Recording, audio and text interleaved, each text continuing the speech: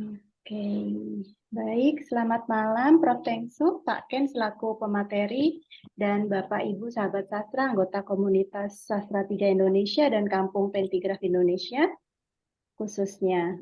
Assalamualaikum warahmatullahi wabarakatuh. Salam sejahtera untuk kita semua. Apakah suara saya terdengar, Bapak Ibu? Nggih. Terdengar. Ya, nggih, matur sembah nuwun. Terdengar. Pangapunten, mohon maaf atas kendala teknis di awal pertemuan pada malam hari ini, nggih. Bapak Ibu sahabat sastra, mari kita belajar dari pengalaman kemarin, hidup untuk hari ini dan berharap akan hari esok. Maka pada malam hari ini, Senin 13 Februari 2023, kita akan bersama-sama tidak berhenti belajar, hidup dan berharap dalam mengikuti seri kedua Bengkel Pentigraf yang akan dipersembahkan oleh Kampung Pentigraf Indonesia dengan tema eksplorasi ide oleh Pak Ken. Perkenalkan, saya Sinta selaku salah satu anggota komunitas Kampung Pentigraf Indonesia yang pada malam hari ini bertugas membawakan acara.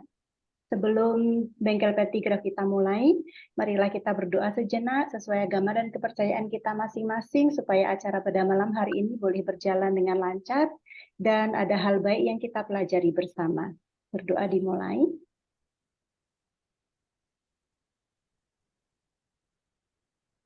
Berdoa selesai. Bapak Ibu sahabat sastra, sebelum kita berbincang santai sesuai tema pada malam hari ini, dengan rendah hati saya sampaikan susunan acara pada malam hari ini.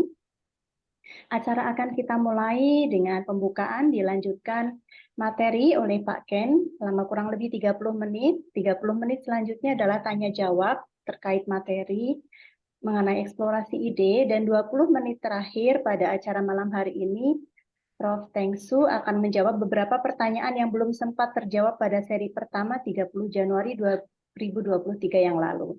Sebelum menginjak materi oleh Pak Ken, perkenankan saya membacakan sebuah pentigraf yang ditulis oleh Pak Ken, serta memperkenalkan beliau. Saya mohon izin share screen terlebih dahulu.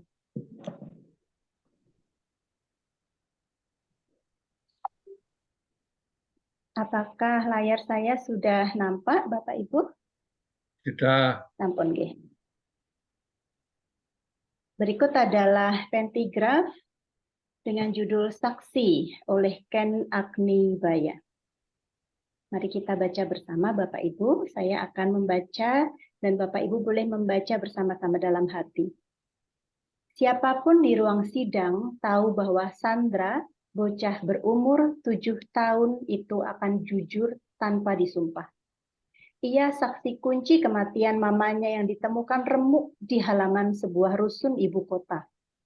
Perempuan itu mengakhiri hidupnya dengan meloncat bebas dari lantai 23. Dengan cara yang sangat anak-anak, sang hakim menanyai Sandra.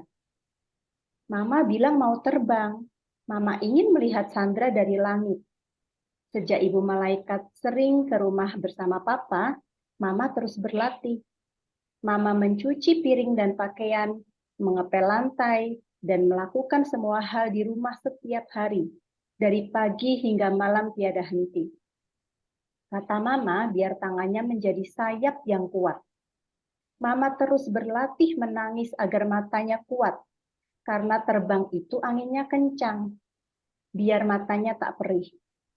Papa sering melatih Mama dengan teriakan, tendangan, dan pukulan. Mama bilang, di langit harus kuat dan perkasa. Jawab Sandra bahagia seperti kata mamanya, bahwa hidup harus selalu bahagia. Hakim menghela nafas panjang. Dengan sangat hati-hati ia bertanya apa yang terjadi malam itu. Sandra menjawab, Papa datang bersama ibu malaikat. Papa melatih Mama dengan beberapa pukulan dan tendangan. Terus Mama memelukku dan bilang sudah saatnya terbang ke angkasa. Pesan Mama, hormati Papa dan Ibu malaikat. Aku tak boleh melanggar karena Mama akan mengawasiku dari langit.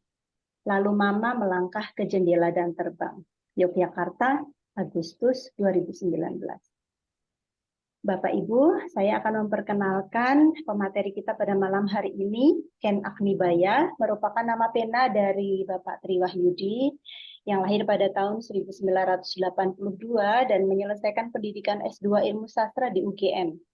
Beliau merupakan dosen di Akademi Film Yogyakarta serta mengampu mata kuliah script writing.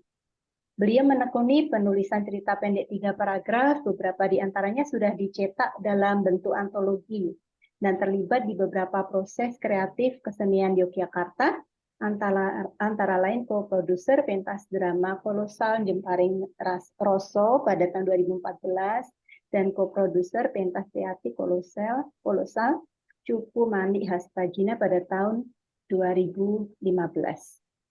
Demikian sekilas terkait pemateri kita pada malam hari ini. Bapak Ibu sahabat sastra, orang boleh pandai setinggi langit, tapi selama ia tidak menulis, ia akan hilang di dalam masyarakat dan dari sejarah. Menulis adalah bekerja untuk keabadian. Demikian disampaikan oleh Pramudia Anantatur. Pada malam hari ini, Pak Ken akan berbagi tentang bagaimana kita mengeksplorasi ide supaya kita mampu tetap menulis dengan kemampuan yang jauh lebih baik lagi. Kepada Pak Ken, saya persilahkan. Monggo Pak Ken. Baik, terima kasih. Selamat malam. Assalamualaikum warahmatullahi wabarakatuh. Salam hormat semuanya teman-teman yang ada di sini. Utamanya Prof. Tengsu, penggagas Pentigraf, Prof. Eka, researcher sastra, dosen, dan semuanya yang berkaitan dengan kajian kayaknya harus berguru dengan beliau. Mbak Sinta, terima kasih banyak sudah menemani malam ini, dan semua teman-teman yang sudah meluangkan waktu untuk hadir. Jadi sebenarnya, apakah suara saya kecil ya? Ini Mbak Eva? Ya, suaranya masih kecil. Oh, suara Mungkin saya kecil. volumenya dibesarkan. Baik. Volume apa nggak tahu saya. Iya. Apa sekarang sudah lumayan? Ya oke. Oke, baik. Jadi karena anak TikTok, jadi saya terbiasa pakai beginian nih. Jadi mohon maaf, mungkin saya tidak bisa disebut sebagai pemateri mungkin, tapi hanya teman ngobrol saja, karena pada dasarnya saya yakin kalau ngomong tentang bagaimana mencari ide, teman-teman semua yang ada di sini kan sudah pernah menulis pentigraf dan sudah bagus-bagus pentigrafnya, jadi saya yakin tentang ide dan segala macamnya tidak akan jadi masalah. Semua pernah mengalami untuk mencari ide. Nah, jadi saya hanya akan berbagi saja tentang apa yang pernah saya lakukan dalam beride. Apakah, screen-nya sudah bisa dilihat Bu Sinta nggih? Sampun Pak Ken. Baik. Sesuai dengan judulnya, pentigraf pada mulanya adalah ide. Ya, tidak hanya pentigraf saja, sebenarnya semuanya pasti diawali dari ide dulu. Karena ada itu berasal dari yang belum ada, dari yang masih dalam gagasan. Kalau ketika saya mengajar, Robert McKee mengatakan bahwa ide itu adalah gagasan yang akan dikembangkan menjadi sebuah sinopsis pendek. Itu kalau dalam skenario. Dan sepertinya hampir sama dengan ini, yaitu ide adalah gagasan yang akan dikembangkan menjadi sebuah cerita. Terus kemudian, sebelum mengawali semuanya, izin ini agak sedikit berteori sedikit, cuman bahwa karya sastra itu kan tidak jatuh dari langit dan tidak lahir dari kekosongan budaya. Beliau-beliau pasti, para senior sastra pasti tahu tentang Atiu yang mengatakan ini gitu. Jadi sebenarnya ketika kita ngomong tentang ide itu tidak betul-betul yang kemudian original keluar dari kita. Tapi sebenarnya itu adalah dalam tapi itu adalah resepsi dari apa yang ada di sekitar kita. Entah itu yang kita baca, atau yang kita alami, atau yang pernah diceritakan pada kita gitu ya. Memori-memori dari masa dulu yang kemudian disampaikan ke kakek kita, ke bapak kita, ke ibu kita, terus kemudian diceritakan kita sebelum tidur, akhirnya masuk ke alam pikiran kita. Nah, sebenarnya seperti itu. Jadi tidak ada yang betul-betul sebenarnya sangat original. Karya sastra atau apapun itu sebenarnya berasal dari atau berelasi dengan apapun yang ada di sekitar kita. Berkaitan dengan pentigraf juga, ketika saya menulis pentigraf saya juga begitu gitu. Jadi kalau ngomong tentang original, sebenarnya tidak original juga sih, karena kadang-kadang ketika saya mengamati, saya mengimitasi, kemudian saya memindahkan. Tapi karena saya bukan penulis berita, maka saya kemudian harus menambahkan dramatikanya. Nah, Ini yang mau saya bagi. Ini saya formulasikan sendiri ketika saya menulis cerita pentigraf. Bagi saya ide itu adalah rancangan yang akan diubah menjadi premis. Nah, premis itu sendiri menurut saya adalah nilai yang akan dibawa. Misalkan idenya adalah tentang persahabatan. Waktu itu misalkan saya jalan-jalan terus kemudian saya melihat ada seorang anak kecil berbagi permen karet. Padahal permen karet kan nggak bisa dibagi ya. Permen karet itu kan untuk perseorangan, tidak mungkin kemudian setelah dikonsumsi sama yang satu dikasih ke yang lain, kan nggak mungkin. Tapi saya melihat fenomena itu. Maka kemudian, oh idenya adalah oke, berarti kalau mereka bisa berbagi sampai sebegitunya, berarti mereka adalah sahabat dekat. Dalam pikiran saya begitu, misalkan. Terus kemudian itu saya jadikan sebagai sebuah premis. Premis ini kalau ini saya agak sedikit combine dengan ilmu saya di skenario. Premis itu adalah sesuatu yang nanti akan dipertanyakan untuk dicarikan antagonismenya. Antagonisme itu adalah sesuatu yang sifatnya melawan atau menguji. Nah, kemudian tadi ketika saya ngomong tentang persahabatan, kalau saya hanya ngomong persahabatan selesai di situ, itu nggak oke. Maka kemudian saya akan menulis menjadi persahabatan yang terkhianati. Berarti kalau persahabatan yang terkhianati, nanti pilihan di ending cerita akan ada dua. Apakah kepercayaan untuk bersahabat kembali itu hadir lagi, atau persahabatannya akan betul-betul hancur? Itu ending yang akan saya pilih nanti, ketika saya ngomong tentang premis di awal. Sesuatu yang harus dipertentangkan. Nah, terus kemudian, nilai ini gimana mengujinya? Untuk menguji nilai, maka ini harus dibawakan oleh seorang protagonis. Protagonis itu adalah tokoh utama yang membawa nilai. Misal, kalau tadi itu adalah persahabatan yang terkhianati, berarti harus ada yang mengkhianati, ada yang dikhianati.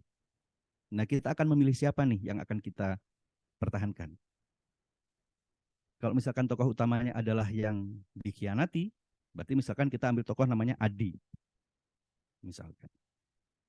Oh, Adi ini berarti akan mengalami sebuah kisah pengkhianatan oleh temannya. Temannya siapa namanya? Katakanlah Rina. Berarti kita sudah punya dua di sini. Di sini saya ngomong tentang ini. Antagonisme ini bisa berupa tokoh, bisa berupa situasi. Tokohnya saya pilih sebagai Rina yang akan berkhianat.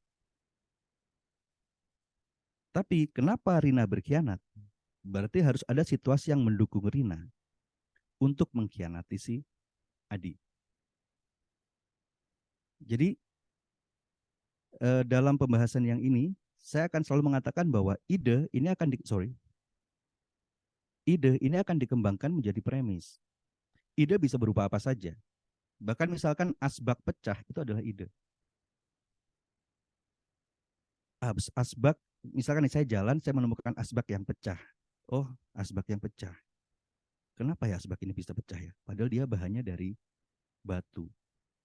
Oh, untuk pecah berarti dia harus dibanting.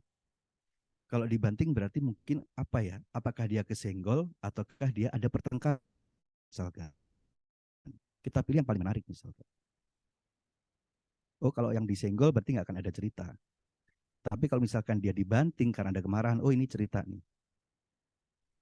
Oh, berarti asbak ini akan menjadi simbolisasi dari sebuah hubungan yang retak atau mungkin sebuah percintaan yang gagal.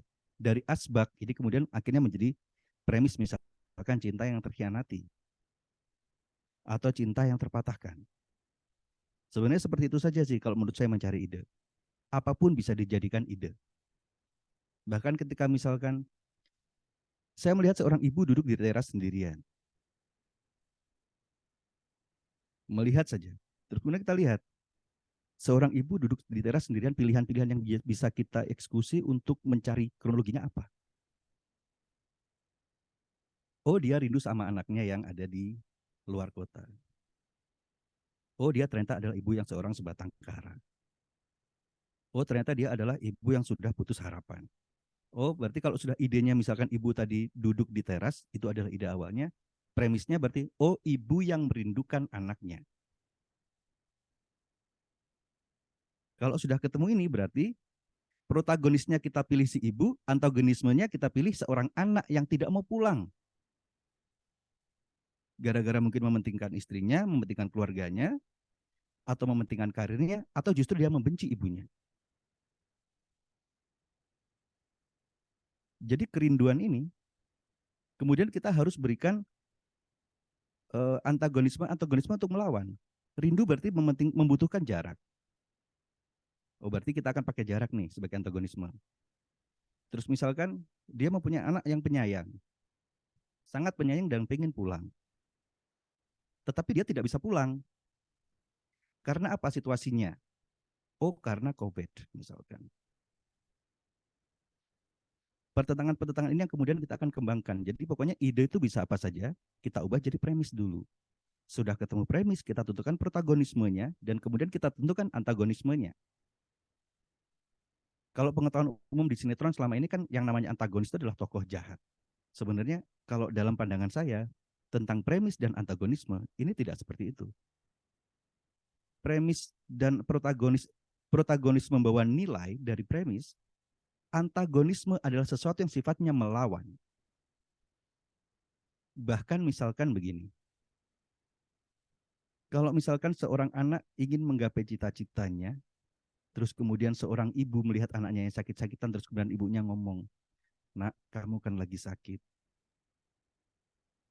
Hentikan dululah cita-citamu." Itu kan kekhawatiran dan kasih sayang seorang ibu. Tapi kalau dalam analisis cerita, dia antagonisme. Kenapa? Karena dia berusaha mencegah keinginan utama dari protagonis. Jadi antagonisme ini, baik situasi maupun karakter, dia hadir untuk menguji nilai yang dibawa oleh si protagonis tadi. Jadi ide bisa apa saja, ubah jadi premis, tentukan protagonismenya, kemudian antagonismenya, terus bayangkan endingnya. Ending itu adalah, kalau menurut saya, adalah sebuah pilihan risiko terbesar dari protagonis. Misalkan tadi, persahabatan yang terkhianati. Ya nanti di ending berarti, apakah mereka akan terus bersahabat lagi, atau akan kehilangan persahabatannya.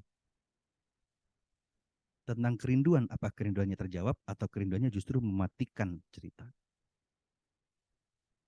Itu menurut saya tentang ide.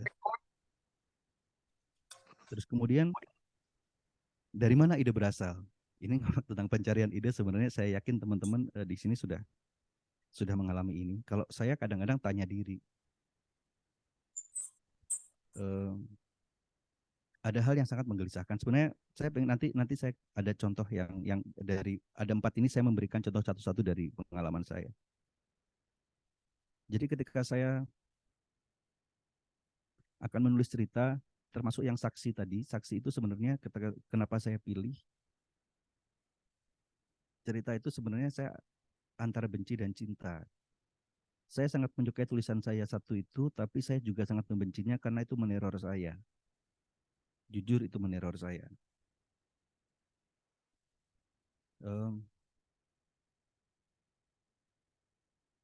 Jadi tanya diri ini waktu itu adalah,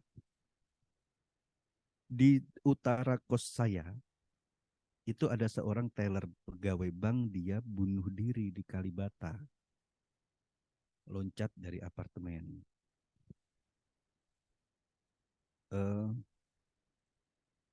Kebetulan terus kemudian jenazahnya dibawa pulang, terus kemudian gemparlah di kami. Nah, jujur saya tanya diri, yang paling menggelisahkan sebenarnya, kenapa sih seorang yang sebegitunya gitu, masih muda, terus kemudian punya keluarga yang baik, artinya dia juga dalam kondisi yang sangat normal dan segala macamnya, punya anak kecil, suami yang muda, tapi dia bunuh diri. Nah, itu saya gelisah berhari-hari betul. Dan akhirnya kemudian dari kegelisahan itu, akhirnya saya berpikir bahwa saya harus membuat sebuah kronologinya. Akhirnya muncullah tadi yang saksi. Terus kemudian mengamati. Kalau mengamati, maaf saya agak terus ini dulu ya. Saya berikan contoh dulu aja. Ini mengamati. Saya bacakan sedikit. Kupandangi bus itu hingga hilang. Entah kenapa kurasakan kerinduan yang tiba-tiba. Rasa yang sudah lama pergi itu muncul kembali. Hingga di menit-menit terakhir setelah 1 jam perjalanan, Namun aku merasa mengenalnya. Sesederhana perkenalan tanpa mengucap nama. Hanya membantu mengambilkan sebotol susu anaknya yang menggelinding di bawah bangkuku. Saat ulurkan padanya, kutangkap mata teduh itu di wajah terlindung masker. Tak ada kulihat suaminya, hanya balita yang sedikit meronta di pelukannya. Malam itu persis sekali dengan mata itu persis sekali dengan mata mendiang. Aku merindu dan aku jatuh cinta lagi. Namun beginilah lagi. Takdir selalu tak ingin membuatku menyatu. Saat hendak kumandang dia lebih lama, kondektur berteriak, "Janti, Janti, Janti." Yang Janti turun, dan aku memilih melangkah turun, membiarkan bus yang kutupangi membawa takdirku pergi. Ini saya memang mengamati, jadi ini on the spot banget. Yang kejadian realnya itu, kejadian realnya itu, sorry.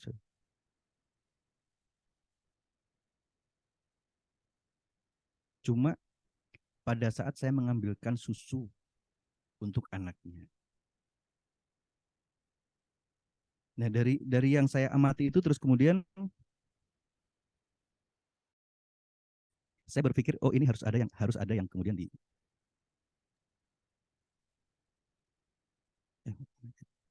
oh my God, hilang.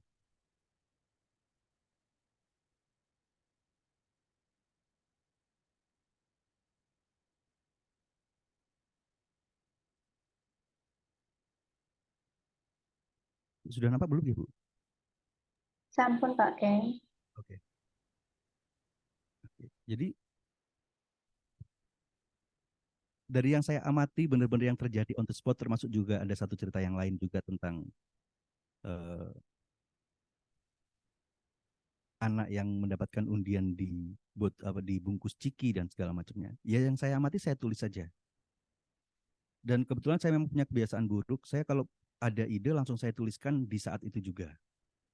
Karena saya tidak sorry. Gimana sih?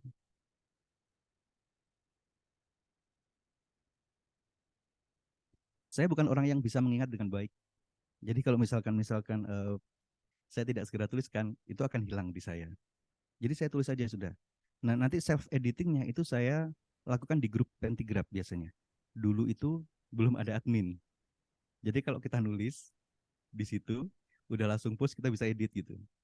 Kalau sekarang memang ke pending ya, tapi that's okay. Saya biasanya dulu begitu. Terus yang ketiga membaca. Kalau membaca saya pikir ya seperti yang saya bilang tadi, sebenarnya tidak ada cerita yang benar-benar original. Yang kita bisa lakukan itu adalah membuatnya berbeda atau membuatnya lebih. Mungkin tentang seorang anak muda yang jatuh cinta pada perempuan tua, itu di mana-mana ada. Tapi yang membuatnya berbeda adalah ketika kita menjadikannya dramatis. Misalkan kita membaca cerita Kancil Mencuri Ketimun pun, karena banyak sekali versi-versi cerita yang sama tapi bisa menjadi lebih dramatik. Misalkan kalau saya contohkan dalam film aja semua garapannya, eh, misalkan Batman itu dengan cerita yang sama, misalkan penguinnya Schumacher sama penguinnya Tim Burton itu jadinya berbeda. Kita bisa menceritakan ide yang sama dengan eksekusi yang berbeda, dengan bacaan-bacaan yang pernah kita lakukan. Sebenarnya kalau saya menulis pentigraf itu juga kadang-kadang tidak terlalu original. Hanya saja kita membuat originalnya adalah membuat sentuhan-sentuhannya saja. Misalkan kalau saya menggunakan bahasa yang ngawur ya, menggunakan sok-sokan berlisensia putika bahwa kita bisa dalam sastra itu kita bisa menggunakan bahasa-bahasa apapun dengan kaidah apapun gitu untuk menjaga rasanya. Nah, saya melakukan itu. Terus juga kemudian yang ini imajinasi. Imajinasi itu membayangkan. Ini saya berikan contoh. Ini saya tidak pernah tahu ini dari mana, tapi betul-betul hanya imajinasi. Nah ini imajinasi. Saya bacakan ya. Warsini akan diadili malam ini, tuduhannya pun tak main-main. Ia biang kerok hilangnya keperjakaan sebagian besar pemuda. Yang menuntutnya adalah para kekasih yang seharusnya lebih berhak atas apa yang telah ditampar Warsini. Dalam pengadilannya, Warsini membuat pledoi bahwa semua dilakukan atas dasar suka sama suka, namun beberapa korban tegas menyangkal. Mereka mengatakan kejadian itu berlangsung saat dimabukkan, tertidur pulas, bahkan diperkosa. Warsini yang terpojok mengajukan negosiasi. Tuduhan harus dibuktikan dengan berimbang. Ia menuntut rekonstruksi adegan, bukan sembarang, melainkan betulan. Majelis diam dan berunding untuk kemudian menyepakati permintaan tertuduh dan segeralah keluar maklumat untuk mencari relawan memerankan korban Warsini. Tadinya semua lelaki mengacungkan jari, bahkan pimpinan majelis. Warsini tersenyum. Apapun vonisnya, Warsini memenangi peperangannya, menundukkan semesta dengan selangkangannya. Ini betul-betul imajinasi. Maksudnya kalau kita sudah ngomong imajinasi dalam kasanah kita yang sudah berusia segini, kita bisa membayangkan apapun dan kemudian kita meng-create-nya. Semakin banyak kita membaca, semakin kita banyak ngobrol dengan orang, ketemu dengan hal baru, saya pikir imajinasi kita juga semakin luas. Tidak harus liar. Tapi kemungkinan-kemungkinan untuk meng-create cerita itu pasti ada. Kalau saya bayangkan ya tadi, sebenarnya ini saya ngomong tentang ketika saya jalan, saya ketemu dengan seorang perempuan duduk di teras sendirian, apa kira-kira yang membuat dia sendirian? Saya selalu berusaha begitu. Kenapa asbak ini pecah? Oh, kira-kira ini kenapa sih dibanting? Bahkan ketika saya ketemu dengan, ketika saya pergi ke pantai dan di sana ditemukan sesosok mayat, saya tuh udah mikir, ini mayat ini apakah dia dibunuh atau bunuh diri? Kalau dibunuh harus karena apa? Kalau bunuh diri karena apa? Oh, kalau bunuh diri kira-kira, oh berarti dia hidup di pinggiran pantai, terus kemudian dia miskin, terus kemudian dia harus merawat suaminya yang sakit, dan suaminya yang sakit yang sudah nggak bisa apa-apa ini ternyata justru malah memarahi dia. Karena dianggap istrinya itu sebagai seorang penjual diri, misalkan. Akhirnya semua yang dilakukan oleh si perempuan tadi kepada si suaminya, bahwa alasan satu-satunya untuk dia bertahan dan berjuang adalah suaminya, ternyata justru dia kehilangan alasan itu, maka akhirnya dia mati saja. Misalkan. Nah, saya selalu membuat kronologi yang seperti itu. Nah, baru setelah itu saya langsung jadi tentang mengamati, membaca, mengimajinasi dan tanya diri ini sebenarnya saya yakin semua sudah melalui prosesnya. Tapi menurut saya kalau yang bisa saya bagi adalah bagaimana membuat something like chronological. Karena ide memang bisa dari mana saja.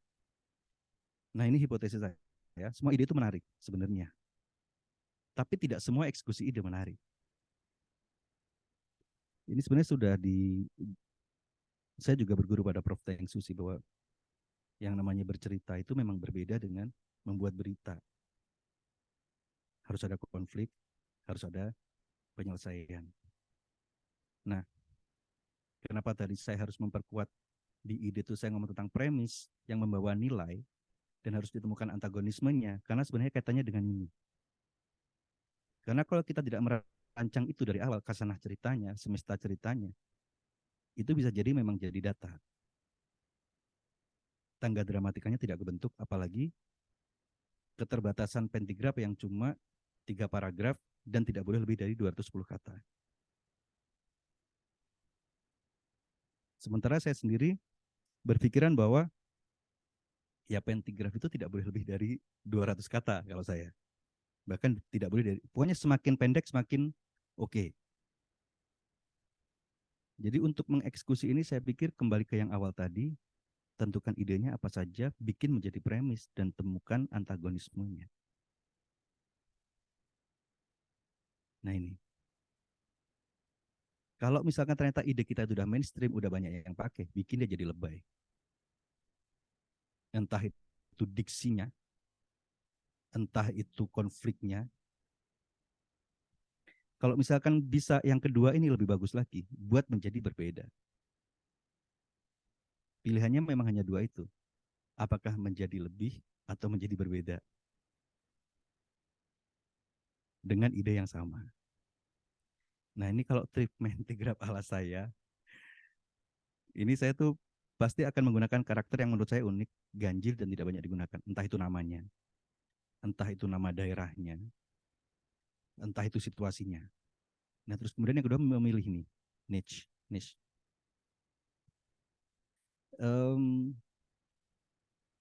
Saya selalu beranggapan bahwa semuanya itu harus ada signature-nya.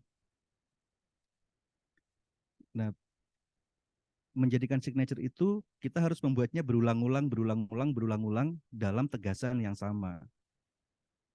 Kalau saya selalu memilih yang agak nakal, agak liar, agak hot, atau agak gelap, atau agak suram. Dan saya harus memperkuat itu. Bukan berarti itu tidak ada yang melakukan, tetapi saya harus memperkuat identitas saya dulu dalam mengeksplorasi ide saya. Nanti begitu sudah itu menjadi signature saya, nggak apa-apa sesekali saya lintas. Misalkan komedi atau apa segala macamnya. Nah ini sebenarnya saya pikir ini harus dilakukan. Nggak apa-apa, maksudnya, kok Ken ini ya, pentagramnya gitu-gitu doang, nggak masalah. Tapi saya harus kuat di situ dulu, kalau menurut saya begitu, harus ada penciri dulu.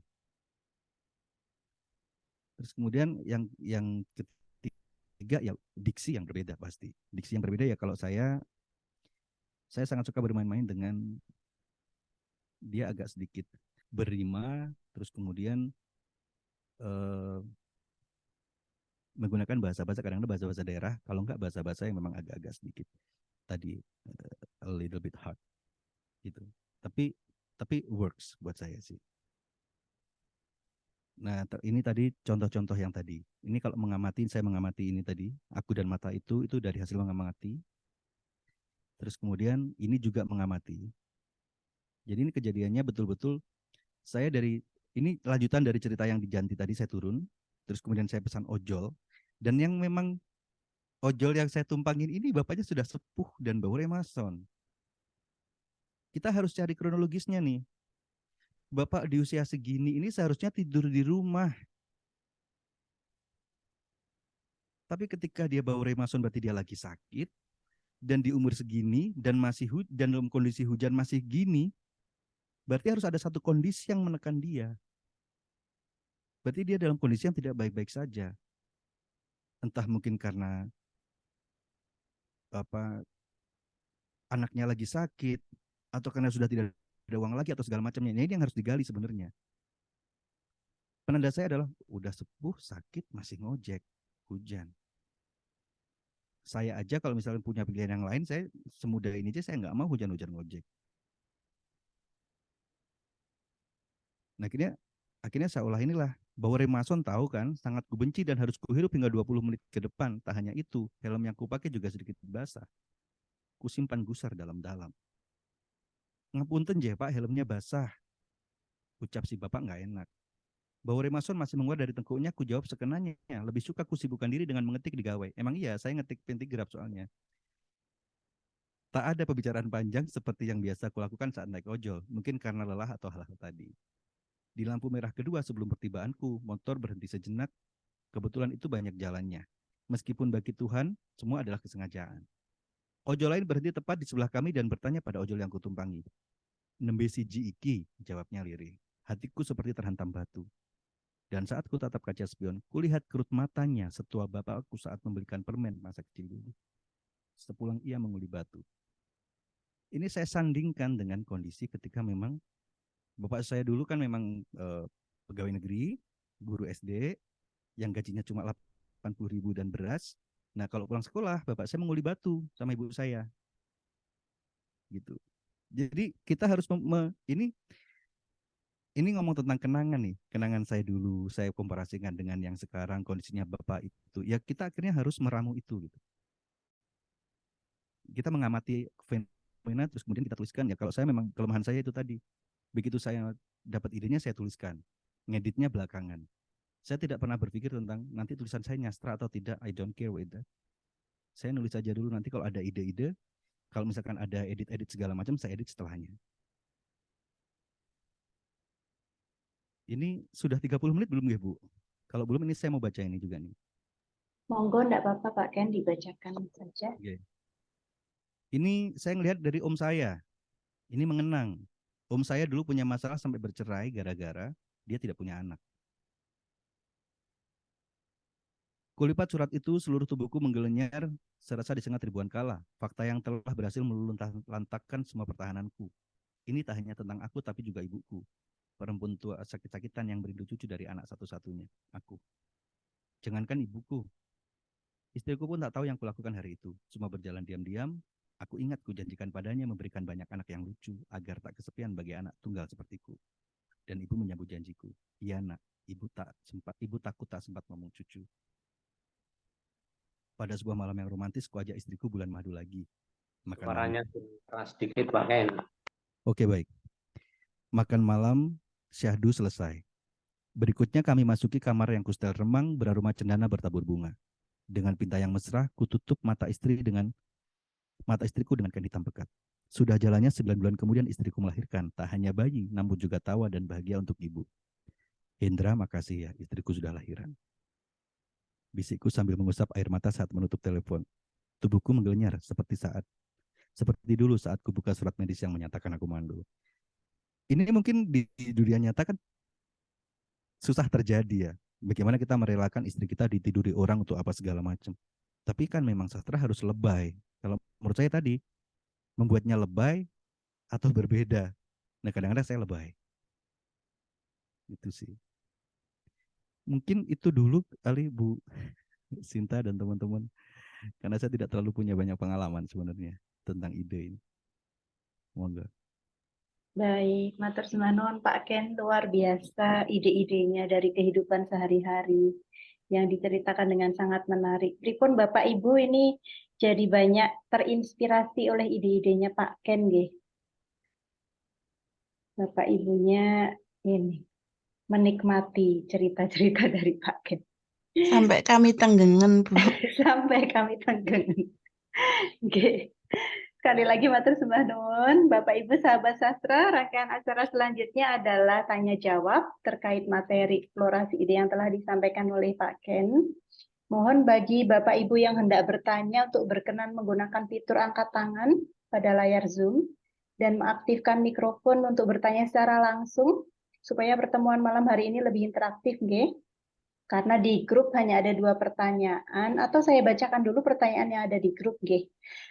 Apakah ada Bapak atau Ibu Hendrika hadir, mboten? Mboten. Oh, pertanyaan yang ada di grup yang kedua dari Bu Ivon. Monggo Bu Ivon, barangkali saya ditanyakan langsung Bu Ivon. Ya, selamat malam semuanya. Terima kasih untuk kesempatan yang diberikan kepada saya. Yang saya tanyakan itu bagaimana sesuatu yang sederhana itu bisa ditajamkan sehingga layak untuk menjadi bahan pentigraf. Terima kasih. Monggo langsung Pak Ken. Ya, baik. Izin menjawab Ibu Ivon dan teman-teman. Ini pengalaman saya saja. Saya juga tidak tahu apakah ini berhasil atau tidak gitu ya. Tapi kalau saya ya seperti tadi itu saya bilang, saya jalan, saya melihat seorang ibu duduk sendiri di teras. Itu kan fenomena yang biasa ya. Semua orang bisa duduk di teras, suka di teras. Tapi kenapa dia sendiri misalkan? Saya harus menemukan itu. Kenapa dia sendiri? Mungkin sebenarnya dia tidak sendiri. Mungkin waktu saya lewat anaknya lagi di dalam barusan masuk atau segala macamnya. Tapi yang dilihat di mata saya kan dia sendirian. Nah, saya harus mencari kronologinya nih. Kalau dia sendiri itu kenapa? Apakah dia sebatang kara? Apakah dia merindukan sesuatu? Ataukah anaknya sedang apa? Nah, itu yang sebenarnya saya cari. Nah, kalau misalkan saya udah menemukan klik, oh, dia merindukan anaknya. Ini premis nih. Nah, premisnya misalkan saya ubah. Oh, kerinduan yang tak bertuan. Atau kasih tak sampai. Oh, protagonisnya adalah ibunya. Yang membuat tidak sampai apa nih? Ternyata anaknya tidak pernah lagi mau datang kepada ibunya. Kenapa kok tidak pernah mau datang misalkan? Ini kemudian dicari. Oh, kalau tidak mau datang, kita harus cari kemungkinan-kemungkinan yang paling menarik nih untuk diceritakan. Oh, satu, ternyata jaraknya jauh dan dia dalam kondisi yang sangat miskin. Ketika dia berangkat, oh, kalau dalam kondisi yang sangat miskin, kenapa dia harus pulang? Bukannya seorang ibu itu bisa menerima kondisi apapun anaknya untuk pulang. Harus diciptakan satu kondisi lagi nih diciptakan yang membuat si anak benar-benar tidak berani pulang adalah misalkan, oh, karena pada saat dia berangkat dulu dia sudah menjanjikan bahwa aku tidak akan pernah pulang kalau aku belum sukses, Bu. Satu. Oh, kalau kurang dramatis misalkan. Tambah lagi. Oh, berarti karena aku diam-diam menikahi perempuan yang tidak disetujui oleh buku. Agak dramatis. Cari yang paling dramatis lagi misalkan. Karena si anak ternyata menemukan sebuah surat yang menyatakan bahwa ibu yang dia rawat itu adalah yang pernah menculik dari ibu kandungnya misalkan. Kita cari kemungkinan-kemungkinan yang paling tragis yang membuat cerita ini berjalan. Harus chronological. Jadi memang sesuatu yang simple ini ya, misalkan tadi Kak, saya paling suka mencontohkan asbak yang pecah itu. Asbak yang pecah ini kenapa sih dia bisa pecah? Sedahsyat apa asbak bisa pecah? Harus dibanting. Yang orang sampai kalau misalkan harus dibanting, yang membanting ini harus siapa sampai berkeping-keping ini? Orang yang harus sangat marah. Orang yang harus sangat marah ini, yang bisa memiliki kemungkinan semarah ini orang yang bagaimana? Orang yang dikhianati. Misalkan. Nah, kita baru cari nih. Yang memungkinkan dikhianati paling parah ini apa sih? Kepercayaan, cinta, persahabatan. Kita cari yang paling oke. Yang paling kira-kira benar-benar tajam. Tapi misalkan sekali kita milih, oke, saya akan ngomong tentang kepercayaan. Berarti kita harus menentukan protagonisnya adalah orang yang punya rasa yang mempercayai, antagonismenya adalah yang mengkhianati. Kalau yang mengkhianati sudah kita ketemukan antagonismenya, kenapa dia mengkhianati? Antagonisme kedua lahir, situasinya. Jadi kalau saya begitu yang saya lakukan dalam menajamkan ide-ide saya sih selama ini, Bu. Terima kasih ya untuk jawabannya Pak Ken yang sangat membantu saya. Kalau boleh lebih lanjut sedikit ya Pak. Kami beberapa waktu yang lalu atau beberapa tahun yang lalu itu sempat Pak Tengsu ingin supaya ada pentigraf anak. Ternyata membuat cerita anak-anak itu lebih sulit daripada membuat cerita untuk orang dewasa. Sehingga mungkin naskah yang terkumpul yang bagus itu sedikit dan akhirnya bukunya tidak bisa terbit. Semoga untuk penjelasan Pak Ken ini bisa menolong untuk melahirkan pentigraf untuk anak-anak ya. Karena untuk anak-anak itu kan ada kesan atau konsep yang sederhana, tetapi mengena begitu ya. Ya, terima kasih Pak Ken. Sama-sama Ibu. Matur sembah nuwun Bu Ipon. Ya. Ada yang sudah angkat tangan, ini Bapak Usdof nggih. Monggo Bapak Usdof. Oke, terima kasih. Terima kasih. Salam kenal Mas Ken. Salam hormat Pak Usdof. Oke, sami-sami mandap janti. Oke. Mohon maaf, saya terus terang mengamati di FB Kampung Pentigraf, terus terang saya sempat enak kalau membaca dari karya jenengan itu, apalagi ketika di bawahnya itu ada keterangan menulis. Nah, saya cuma bayangkan saat itu, ini profesinya apa Mas Ken ini? Di situ ditulis saat di bis menuju Sumber Kencono dan sebagainya. Kemudian suatu kali di Trenggalek, ini profesinya apa? Bayangkan, saya membayangkan ini apa Pak sopir atau kernet. Nah, tapi ketika panjenengan tadi bilang saya harus segera menulis karena kalau nanti ditunda maka hilang. Oh, baru terjawab tadi. Pertanyaan saya mungkin hampir sama ya. Saya cuma ingin menanyakan ini yang karya jenengan yang namanya Wargio. Pak Wargio tak? Margio. Ya, itu saya ingin nanya, kok idenya kok bisa seceplang gitu? Wargio itu, Wargio. Yang cerita banjir saat itu ya. Itu mohon maaf, ini saya harus mengklarifikasi. Saya dan Pak Yudi, teman sekolah itu sempat geleng-geleng, kok bisa buat cerita seperti ini. Yang saat itu banjir, ternyata tulisnya seperti itu. Mohon penjelasan untuk ide dari warga itu seperti apa ya? Itu aja mungkin. Terima kasih. NJ baik, terima kasih banyak. Terima Oke. kasih banyak. Beberapa saya sebenarnya tidak selalu mengalami, ya. Jadi ada beberapa yang murni imajinasi dan sebenarnya yang nakal itu kalau katakanlah itu 100%, mungkin yang 80% saya membayang-bayangkan, termasuk yang Margio. Jadi Margio ini teman-teman, jadi ceritanya adalah si saya itu asik bercinta dengan selingkuhan saya, sehingga saya tidak bisa ditelepon ketika ternyata istri saya yang sedang hamil dan bapak ibu saya itu ada di kondisi yang kemudian waktu itu akhirnya saya ketahui itu terkena bencana. Dan saya nggak tahu apakah mereka masih hidup dan mati, sehingga saya yang masih belum sempat berpakaian dengan pahanya si selingkuhan saya itu tertumpuk di paha saya hanya bisa bangkit dan menyambar celana dan pergi dengan penyesalan sebegitunya gitu. Nah, kalau idenya dari mana, saya nggak tahu. Tapi yang jelas adalah begini, saya hanya berpikir, saya mencoba membuat paradoks dalam cerita saya. Misalkan begini, ada sesuatu yang sangat dikorbankan, ada sesuatu yang besar dikorbankan hanya gara-gara satu hal kecil dan konyol. Itu yang coba saya sandingkan selalu seperti itu.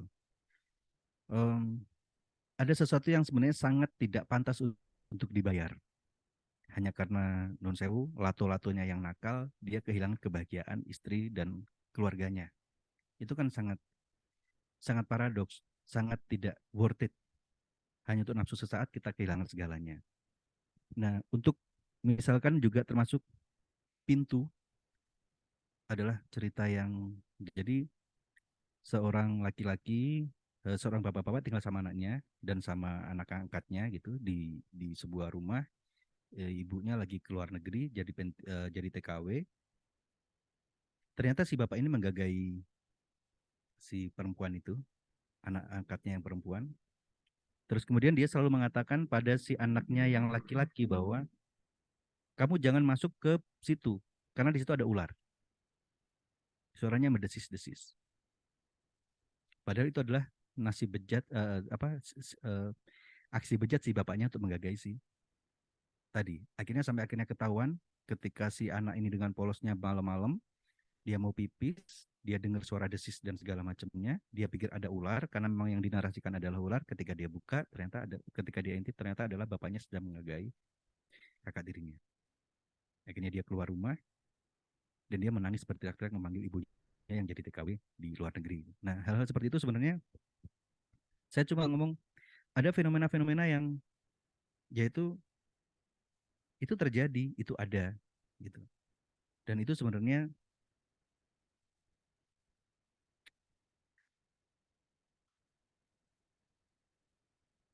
itu tuh terjadi 200 meter dari rumah saya. Maksudnya tidak semua saya alami, tapi untuk membuatnya menjadi liar dan segala macamnya, pilihan-pilihan itu memang saya pikir itu Pak Usdov tentang yang Margio itu saya tidak mengalami, tapi saya membayangkan ada sesuatu yang dikorbankan hanya karena hal kecil kita kehilangan semuanya, dan itu adalah nafsu. Itu semoga bisa menjawab ya. Kalau idenya dari mana itu sih sebenarnya agak berat sih. Yang kedua tadi itu ada di tetangga saya. Sampun. Matur sembah nuwun Pak Ken. Pak Usdov, apakah sampun terjawab? Terima kasih. Terima kasih banyak Mas Ken. Sama-sama. Matur sembah. Ternyata ada banyak hal di sekitar kita yang mungkin dianggap oleh orang sekitar ini sebagai hal yang sederhana, tetapi tidak bagi karya sastra ya, bisa memberikan banyak pelajaran hidup. Terus Manuel Pak Ken atas jawabannya. Ada lagi Bapak Ibu yang ingin bertanya secara langsung, mumpung ada Pak Ken ini. Saling berbagi, kita sharing pengalaman, sharing bagaimana kita mengeksplorasi ide. Monggo Bapak Ibu. Silakan memakai fitur angkat tangan. Belum ada. Oke, baik Bapak Ibu. Bapak Ibu sahabat sastra di grup WA Sastra 3 sebetulnya sudah ada banyak sekali pertanyaan dari kita semua yang ingin mempelajari pentigraf secara lebih mendalam dan belum sempat terjawab pada pertemuan pertama. Dan pertanyaan-pertanyaan itu ada juga yang terkait dengan ide. Bagaimana kita mendapatkan ide, mengeksplorasi ide, menuliskan ide-ide tersebut dalam bentuk pentigraf.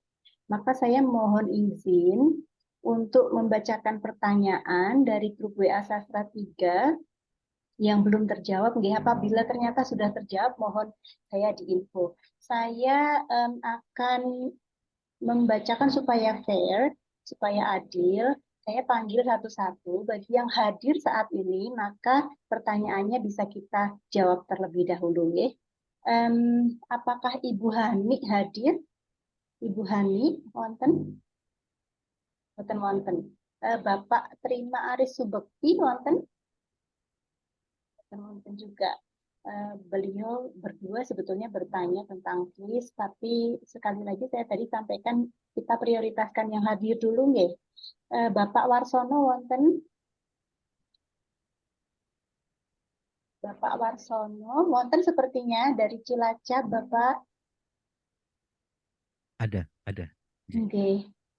Bapak Warsono, apakah bisa mendengar suara saya, Bapak? Oke, saya bacakan saja, nggih. Pertanyaan dari Bapak Warsono. Barangkali nanti bisa dijawab oleh Pak Ken atau Prof. Tengsu. Pertanyaan beliau adalah, pertanyaan dari Bapak Warsono adalah bagaimana trik jitu mengubah realitas fakta menjadi cerita fiksi? Karena pentigraf adalah karya sastra fiksi. Monggo Pak Ken dulu sebelum ke Pak Tengsu. Monggo Pak Ken. Bismillah ya.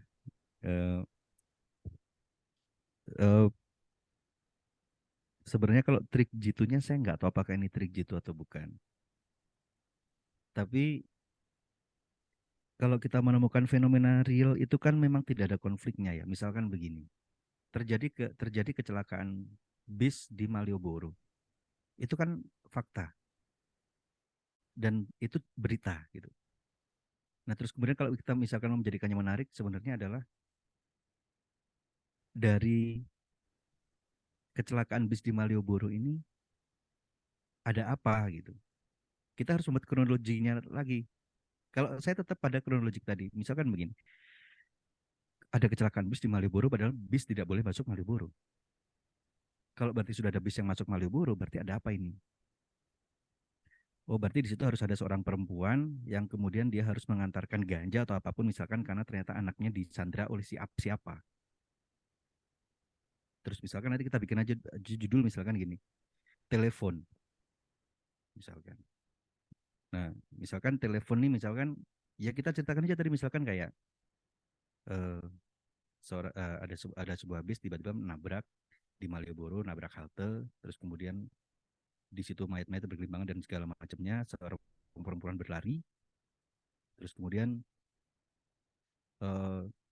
beberapa polisi mengejarnya, terus kemudian ketika misalkan masuk ke dalam busnya, diinvestigasi ada sebuah nomor telepon, ada sebuah telepon berdering, misalkan, dan ketika diangkat, anakmu tidak selamat, misalkan, ada satu kalimat begitu. Nah, harus ada begitunya. Jadi kalau ngomong trik jitunya, saya hanya bisa menyarankan bikinlah kronologinya. Setelah kita menemukan faktanya, bikin premisnya. Ya sama dengan tadi, seorang perempuan duduk di kursi ya biasa aja. Perempuan duduk di kursi bisa aja. Tapi kita harus tentukan premisnya dulu. Apa nih? Kemungkinannya apa? Nah baru dibikin ceritanya. Sehingga akhirnya terbayangkan endingnya. Karena memang ketika kita sudah menemukan protagonis dan antagonismenya, itu pasti endingnya akan ada dalam dua pilihan menjadi resiko terbesar dari protagonis. Apakah dia akan kehilangan sesuatu, apakah dia akan memperjuangkan sesuatu. Kalau dalam ilmu karakter itu ada yang namanya kesempatan dan keinginan. Kita punya keinginan tapi nggak punya kesempatan, kita punya kesempatan tapi nggak punya keinginan. Maka kadang-kadang ngomong tentang tukang bubur naik haji. Karena seorang tukang bubur seharusnya sulit naik haji. Tapi agar dia bisa naik haji gimana ceritanya? Kasihlah miracle. Suatu saat dia ternyata dapat undian misalkan. Jadi kan sebenarnya kita temukan premisnya. Karena kalau kita ngomong tentang tukang bukan berarti tukang bubur tidak bisa naik haji, bukan. Tapi dalam kondisi yang sangat biasa, sangat normal, itu susah. Dan fiksi itu bermaksud untuk menjawab pertanyaan-pertanyaan yang tidak ada dalam dunia nyata. Mungkin seperti itu sih. Saya nggak tahu menjawab atau tidak. Ngapunten. Pak Warsono, apakah sudah terjawab pertanyaannya? Belum bisa merespon barangkali. Ini ada chat khusus untuk Pak Ken. Mohon izin Suhu Ken, nyaris semua karyanya punya akhir yang tak terduga harusnya, atau terduga. Yang menurut saya selalu berakhir paradoks. Menurut Suhu, apakah pentigraf yang baik harus selalu paradoks? Terima kasih dari Bapak Yudi Hermawanto. Barangkali sakit open mic Pak Yudi, supaya lebih Oke. interaktif. Siap. Mohon maaf masih di jalan, Bu. Oh, oke, siap. Baik, monggo Pak Ken langsung dijawab. Oke, baik. Kalau menurut saya sebenarnya lebih pada bagaimana kita mengolah konfliknya gitu. Jadi kalau misalkan itu paradoks gitu, itu kan kita benar-benar bisa membandingkan satu kenyataan, misalkan ya tentang, kalau nggak salah kemarin saya ngomong tentang Harno dan botol eksigen dan segala macamnya, itu ya harus paradoks. Bagaimana kalau orang miskin di kota itu kan banyak sekali, tapi ini harus menarik nih gitu. Kenapa gitu? Karena ternyata ini akan ngomong tentang moralitas. Oh, ternyata kota besar itu tidak bisa memayungi siapapun kecuali orang-orang yang bisa dipayungi. Ternyata di sana adalah sensitivitas sudah hilang misalkan. Padahal nilai kemanusiaan itu ada dalam sensitivitasnya. Dan untuk mengukur sensitivitas itu adalah sebenarnya bagaimana kemudian to being human itu adalah melihat manusia yang lain. Nah, ketika manusia kaya melihat manusia miskin itu gimana? Ternyata dunia itu baik-baik saja, bahkan ketika kita sudah ini begini. Bahkan ketika kita sudah mati itu dalam 3 hari sudah tidak ada lagi yang berduka. There is nothing change, kecuali kita make changing. Kita membuat nama misalkan. Nah, apalagi seorang Harno yang hanya seorang anak kecil yang ojek payung, terus kemudian dia kena banjir, ya sudah selesai. Harus paradoks, berarti harus ada yang dipertentangkan, miskin kaya. Terus kemudian ya antara, ya memang tidak semuanya itu oposisi biner ya, tidak semuanya hitam dan putih. Tapi kalau menurut saya kalau kita bisa mempertentangkan, itu konfliknya jadi enak, tangga dramatiknya jadi enak. Itu bukan berarti terus kemudian apakah yang baik harus selalu paradoks, tidak selalu pasti. Tapi kalau saya memilih itu, karena itu menolong saya untuk membuat dramatikanya. Gitu sih. Tapi saya bukan suhu nge, Pak Yudi. Suhunya tetap proteksi. Baik, Bu Sinta, saya akan nambahin ini ya. Monggo siap Prof. Tengku. Oke. Saya tertarik bicara tentang paradok ya. Sebetulnya kalau kita bicara karya sastra, baik itu puisi dan prosa, ya, baik itu puisi maupun pentigraf, cerpen, novel, ya, memang kita diminta untuk 2 hal penting, yakni paradok dan ironi sebetulnya.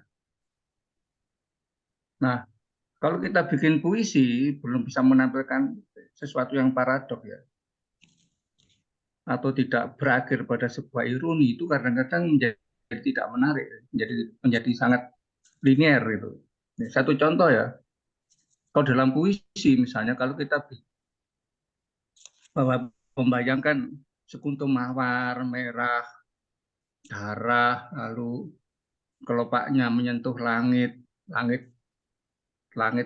biru itu lalu tiba-tiba menjadi berwarna darah juga misalnya. Itu adalah paradok-paradok ya. Sementara kita tidak pernah sampai pada situ. Nah, kita selalu berbahasa itu ya berbahasa yang lumrah-lumrah ya. Sehingga tidak ada kejutan, tidak ada sensasi di situ. Jadi sebetulnya memang saya walaupun ini istilah-istilah sangat teoritik ya, saya kadang-kadang tidak berani bicara dalam forum kampung pentigraf yang jumlahnya yang warganya bermacam-macam ya, tapi bahwa prinsip paradok dan ironi itu penting. Nah, bayangkan dalam cerita saksi tadi, bagaimanakah seorang ibu ya, meyakinkan kepada anaknya bahwa bunuh dirinya ini sesuatu yang bisa diterima oleh anak itu dengan gembira. Ini kan sebuah ironi, sebuah paradok, dan itu menjadi menarik. Dan kita saya mendengarkan yang tadi dibaca dengan bagus Ibu Sinta ya, terharu loh saya. Ada ibu seperti itu. Dan anak menerima cerita ibu itu dengan polosnya.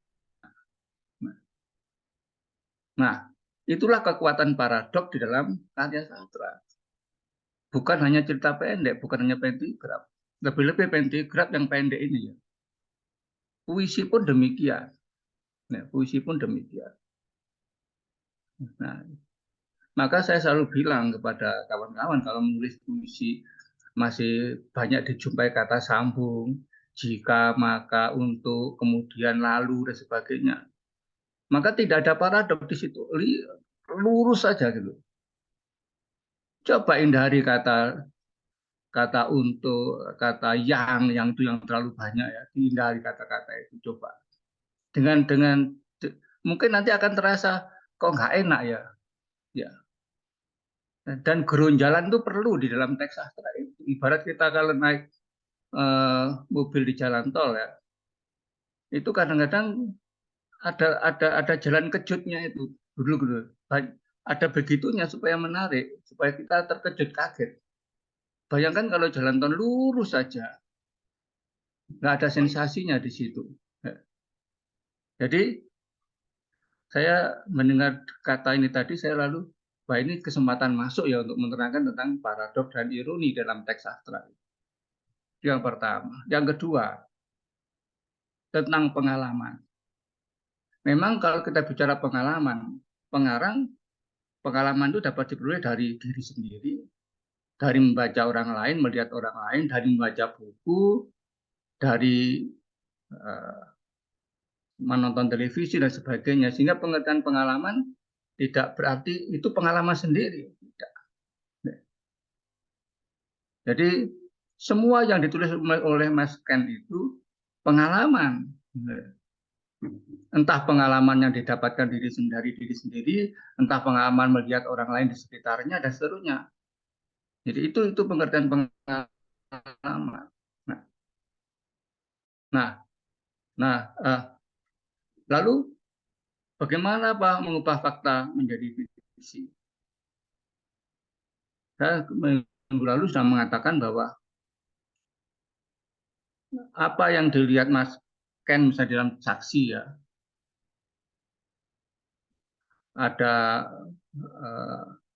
ada suami membawa perempuan lain ke rumah itu kan juga pengalaman yang dilihat, bukan pengalamannya Mas Ken sendiri, tapi pasti beliau pernah membaca itu. Lalu kekerasan dalam rumah tangga itu juga pasti juga pernah dibaca, dilihat di televisi dan sebagainya oleh Mas Ken. Lalu bagaimanakah anak melihat ibunya bunuh diri, itu juga pasti pernah juga dilihat atau dibaca. Walaupun bentuknya tidak menjatuhkan diri dari jendela rumah pada lantai kesekian, tidak mungkin dengan cara gantung diri, anaknya tahu, itu semua pengalaman yang dilihat. Dan ketika kita menjahit pengalaman-pengalaman itu menjadi satu keutuhan, itulah proses imajinasi. Tetapi kalau Mas Ken hanya menceritakan tentang kekerasan rumah tangga itu saja, begitu saja, ya itu bukan imajinasi. Jadi imajinasi itu adalah kemampuan, sekali lagi, kemampuan membayangkan sebetulnya kan image itu kan imagery itu artinya bayang, daya bayang ya. Membayangkan bagaimana kalau A gabung dengan B, gabung dengan C itu jadi seperti apa? Membayangkan seperti itu. Menjadi satu jahitan montase yang luar biasa. Itu. Nah, dan itu menjadi sangat menarik ketika ditulis dalam bentuk pentigraf karena hanya 210 kata maksimal dan lebih kurang dari 210 kata jauh lebih bagus. Saya mengatakan begitu, sering mengatakan begitu. Nah, itu tantangannya itu. Nah itulah yang nah ide itu tidak datang dari ruang kosong ya. Tidak tiba-tiba muncul ide. Sekali lagi ide itu selalu dieksploitasi dari pengalaman-pengalaman itu. Maka seorang pengarang yang baik adalah seorang yang akrab dengan realitas, akrab dengan kehidupan, akrab dengan peristiwa-peristiwa. Karena ide tidak datang dari langit-langit rumah, dari tidur semalam lalu tiba besok pagi aku punya ide, nggak bisa. Jadi peristiwa Mas Ken naik bus kota, lalu di depan rumahnya ada orang ini, orang itu, ketemu anak kecil yang seperti ini. Kalau Pasken tidak punya pengalaman-pengalaman itu, ide itu nggak pernah muncul. Tidak akan pernah ada. Jadi ide itu dirangsang oleh pengalaman. Karenanya seorang pengarang yang baik adalah seorang pengarang yang selalu berjuang untuk memperluas pengalamannya itu. Dengan banyak jalan-jalan, jadi jalan-jalan itu nggak selalu. Dengan banyak jalan-jalan, dengan banyak nonton televisi, dengan banyak bertemu orang, dan begitu. Dengan banyak membaca, terutama membaca. Saya kira terutama membaca. Saya kira itu ya yang saya untuk nambahi tadi. Jadi saya setuju. Sekarang mulai berpikir untuk gimana ya bikin paradok, gimana ya bikin ironi. Gitu. Mungkin Mas kan nggak menyadari kalau itu paradok, kalau itu ironi. Itu ironi banget itu loh. Dan itu yang membuat menarik gitu loh. Jadi itu, saya kira itu yang dapat saya tambahkan. Terima kasih.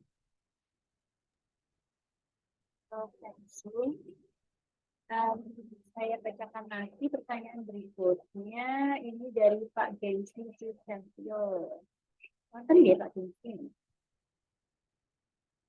Pertanyaan beliau adalah, apakah obat untuk penyakit malas menulis pentigraf? Pak Gensi, wonten? Barangkali saya open mic, Pak Gensi. Oh iya, saya itu punya penyakit males itu loh. Obatnya penyakit males itu apa? Males nulis maksudnya. Monggo Prof. Tengsu barangkali bisa menanggapi pertanyaan dari Pak Gengsi ini, obat malas. Enggak, kalau yang ini kan mungkin teman-teman lain yang merasa tidak malas kan bisa jawab. Oh, monggo. Artinya kita share pengalaman. Mungkin saya malah orang yang malas ditanya begitu gak bisa jawab ya. Gitu loh. Tapi mereka yang tidak malas bisa jawab ini gimana caranya ya melawan kemalasan. Gitu. Dan saya bilang bahwa kalau tanya trik ya, kita nggak punya trik itu kan akal-akalan ya. Kita nggak punya trik untuk itu. Ya. Jadi trik menulis cerita seperti apa? Cara nulis trik kita. Kalau saya bilang mengatakan ya membaca. Jadi yang saya katakan bahwa bacalah pentigrafnya Mas Ken, bacalah pentigrafnya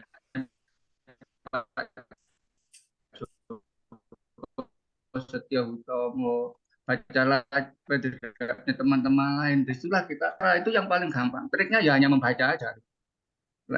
Tekniknya antara Mas Ken dengan Mas Gengsi, dengan Pak Yudi, dengan Bu Sinta, pasti beda. Ya, jadi memang benar kata Mas Ken tadi bahwa di sini kita itu ayo sharing pengalaman, memperkaya dunia yang lain, dan saya merasa luar biasa karena pada hari ini ya ketemu dengan orang-orang hebat di sini. Oke, silakan siapa yang mau jawab memberikan pil penenang bagi Mas Gengsi. Monggo Bapak Ibu yang ingin berbagi tips rajin menulis pentigraf, ada yang mau berbagi? Bu Ivon, monggo Bu Ivon.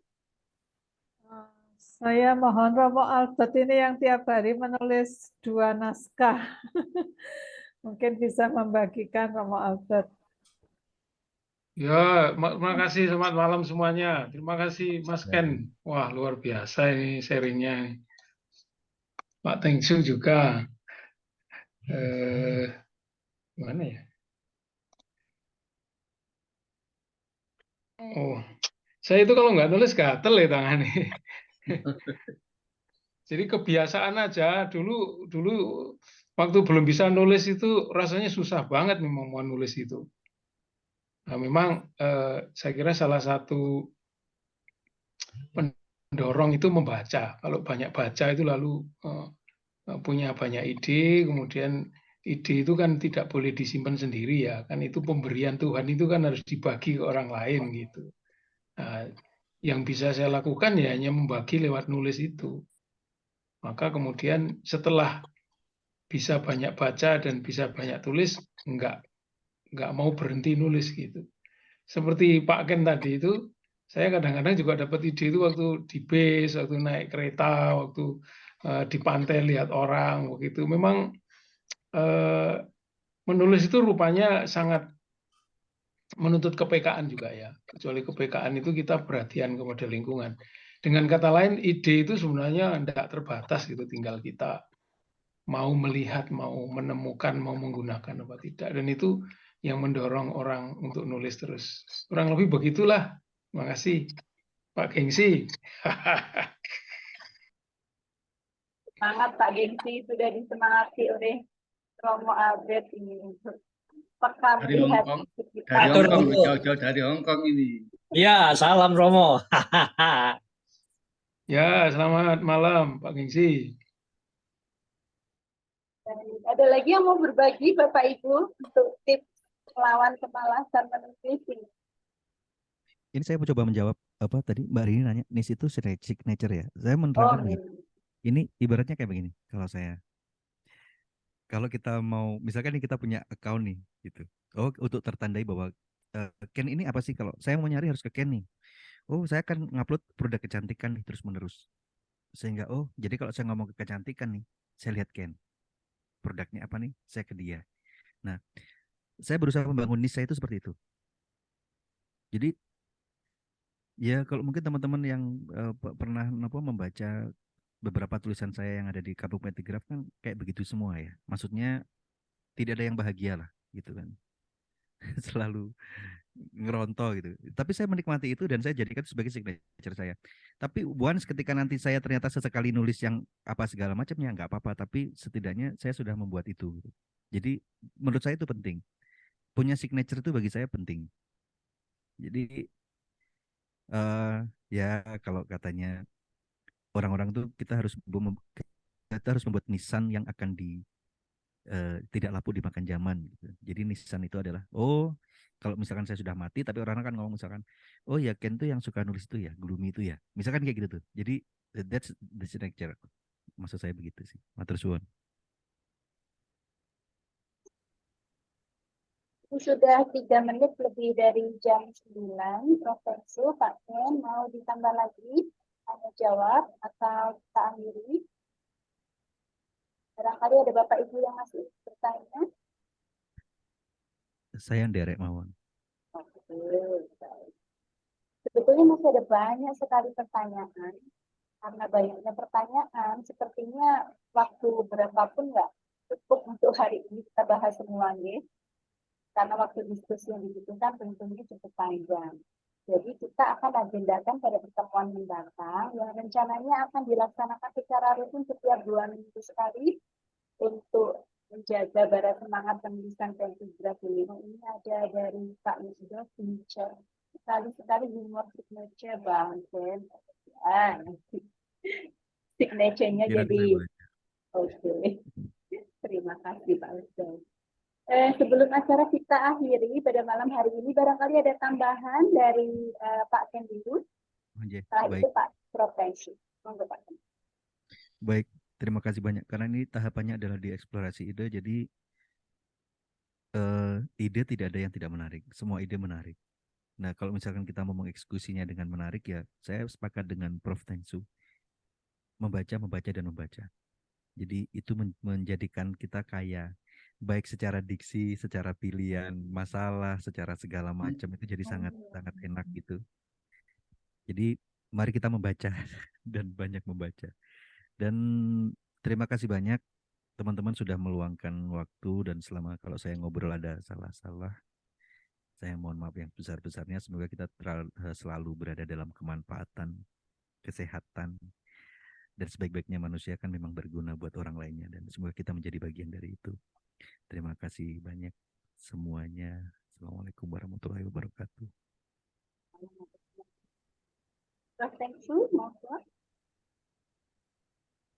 Baik, sebetulnya dalam ruang chat pada pertemuan pertama dulu ada beberapa pertanyaan, tapi saya lihat teman-teman yang bertanya juga tidak hadir pada malam hari ini ya, sehingga saya tidak perlu membayar hutang untuk menjawab. Mungkin ada satu pertanyaan dari Mas Eka Budianta ya, pada pertemuan yang lalu. Apakah Pentigraph ada di dalam artificial intelligence atau mesin kecerdasan buatan gitu ya. Saya sudah pernah mencoba karena memang mesin kecerdasan buatan ini kan intinya kita beri pertanyaan dan dia menjawab. Dan memang bisa menjawab sesuai dengan apa yang saya minta. Tetapi namanya mesin itu kadang-kadang ini mungkin nanti Mas Ardi bisa menjelaskan ini pengalaman melihat mesin ini ya. Saya sudah mencoba berkali-kali dan rasanya tidak ada ya, kurang ya. Maka lebih asik yang nulis itu memang bukan mesin tapi kita itu. Tapi mungkin suatu ketika kalau mesin ini sudah dibuat sedemikian rupa sehingga dia bisa memainkan psikologi manusia, mungkin Pentigraph bisa ditulis, bahkan puisi bisa ditulis dengan menggunakan AI ini. Sekarang untuk karya ilmiah bisa, saya tanya apa sih yang dimaksud dengan kajian prosa, jawab dia dan bagus jawabannya. Sehingga wah ini kalau mahasiswa tahu, dosen nggak perlu lagi mengajar itu ya. Jadi tugas dosen selesai di situ dan ini sudah mulai dipakai. Nah, jadi itu tuh pertanyaan Mas Eka Budianta pada pertemuan yang lalu. Yang lain tidak hadir, saya kira itu. Dan ada pertanyaan nomor Albert, Pak Tengsu. oh ya. Pertanyaannya, bagaimana membuat tokoh dan alur kisah itu imajinatif?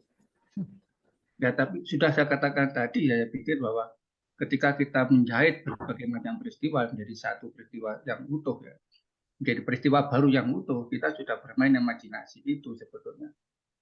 Jadi tokoh-tokoh yang dibuat oleh Romo dalam beberapa kisahnya itu tentu tidak akan pernah kita jumpai dalam dunia nyata, walaupun inspirasinya datang dari dunia nyata. Nah, tugas pengarang adalah mengubah pengalaman sehari-hari menjadi pengalaman baru, bahkan bukannya mengubah, tapi mengangkat menjadi sesuatu yang lebih dari pengalaman sehari-hari. Dari situlah maka orang akan lebih banyak belajar lagi. Tanpa harus mengalami sendiri, itu kan luar biasa. Ya. Bagaimanakah mengalami sedihnya seorang ibu ketika mengalami KDRT, tapi kita tidak harus mengalami sendiri. Kan sedih kalau kita mengalami sendiri, kan. Oh, KDRT aku mengalami kan nggak enak. Tapi dengan membaca karyanya Mas Eka itu, Mas Ken, sekurang-kurangnya kita sebagai suami tidak akan seperti itu, sebagai istri juga akan berupaya agar suaminya tidak seperti itu kan. Jadi itu fiktif itu. Nggak ada itu cerita Mas Ken dalam kehidupan sehari-hari. Yang seperti Mas Ken nggak ada. Walaupun inspirasinya datang dari pengalaman-pengalaman yang ada tadi. Nah, itulah imajinasi. Saya kira itu. Sudah ya, Bu Ivon, nggak ada lagi ya? Yang datang malam ini loh ya. Yang datang malam ini. Oke.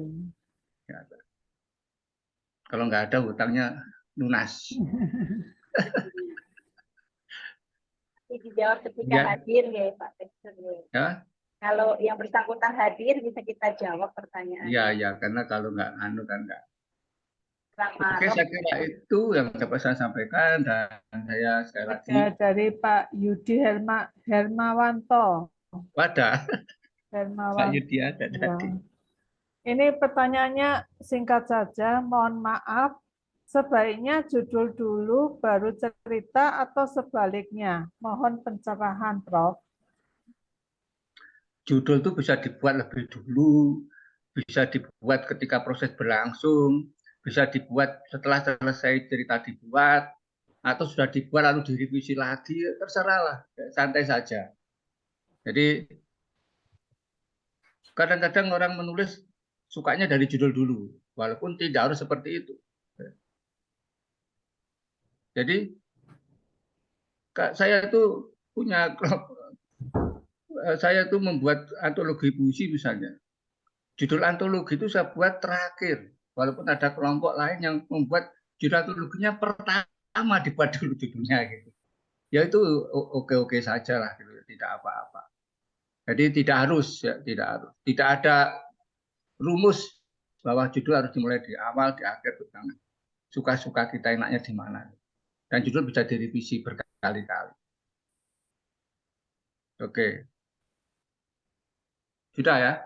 Izin nambah sedikit, bukan menambah sih, saya mau menjawab Bapak Ibu yang nanya tentang tulisan saya ada di mana. Kalau dalam buku saya masih mengumpulkan keberanian untuk membuat antologi, jujur. Tapi beberapa tulisan ada di Kampung Pentigraf. Tapi insya Allah nanti semoga lah, saya tuh takut mau bikin antologi nggak pede, jujur. Tapi kalau misalkan nanti ada ini, saya akan kabarkan Makatan atas pertanyaan-pertanyaannya. Terima kasih banyak. Dan ya, dan tolong bikin judul itu yang menarik ya. Jadi tetap harus berusaha untuk menarik ya. Jadi harus provokatif juga, provok ya. Jadi kalau nggak menarik. Maka Anda sudah bisa belajar juga bagaimanakah buku-buku Pentigraf kita dibuat dengan judul-judul itu. Yang terakhir studio kita. Siapa menduga tiba-tiba muncul studio kita. Padahal temanya ruang, gitu kan. Lalu saya bikin antologi puisi yang akan launching hari Rabu atau Kamis, saya lupa ya. Silakan datang ya nanti ya, launching buku saya. Pelajaran menggambar bentuk, kan nggak seperti puisi judulnya, pelajaran menggambar bentuk. Siap mengajarkan menggambar, Prof. Ya kira harus seperti itu kalau bikin judul itu. Ini ada Bu Yani, tampaknya dari Paris ini mau ngomong, silakan Bu Yani. Mumpung di sana masih jam 3 siang ini, di sini sudah malam. Iya, terima kasih banyak Bapak. Sekedar berbagi cerita saja. Jadi saya itu kadang-kadang dikirimin teman gitu.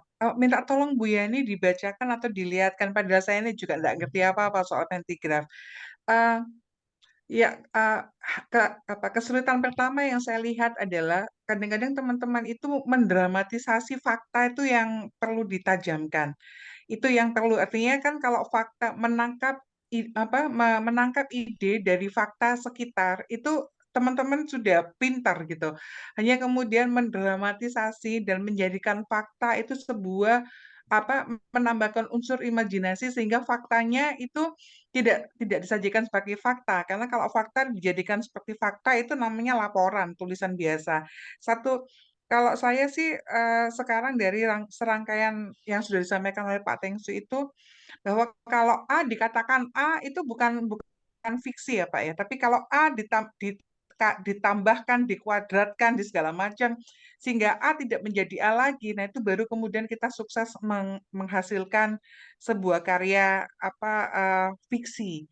Kalau nggak salah gitu ya Pak Tengsu ya. Nah persoalannya adalah proses menjadikan fakta, menampilkan fakta tidak menjadi fakta, tapi ada bumbu, ada penambahan, ada segala macam. Itu mungkin hal yang perlu saya asah dan teman-teman semua mungkin melatihnya mungkin di situ kalau sebagai pemula. Betul begitu ya Pak Tengsu ya, matur Ya nuwun. betul. Terus. Mungkin ini menambahkan saja dari Bu Yani. Jadi sekali lagi terima kasih Bu Yani. Bu Yani ini pendatang baru dalam kampung Pendegraf, tetapi melompatnya sangat tinggi gitu. Melampaui saya malah aja. Gak apa-apa. Ya, Saya kira itu sekali lagi saya malam ini sungguh luar biasa karena dihadiri oleh orang-orang luar biasa.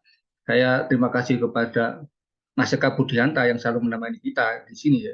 Kehadirannya itu semacam support yang tidak akan pernah bisa memadamkan api yang terus menyala ini.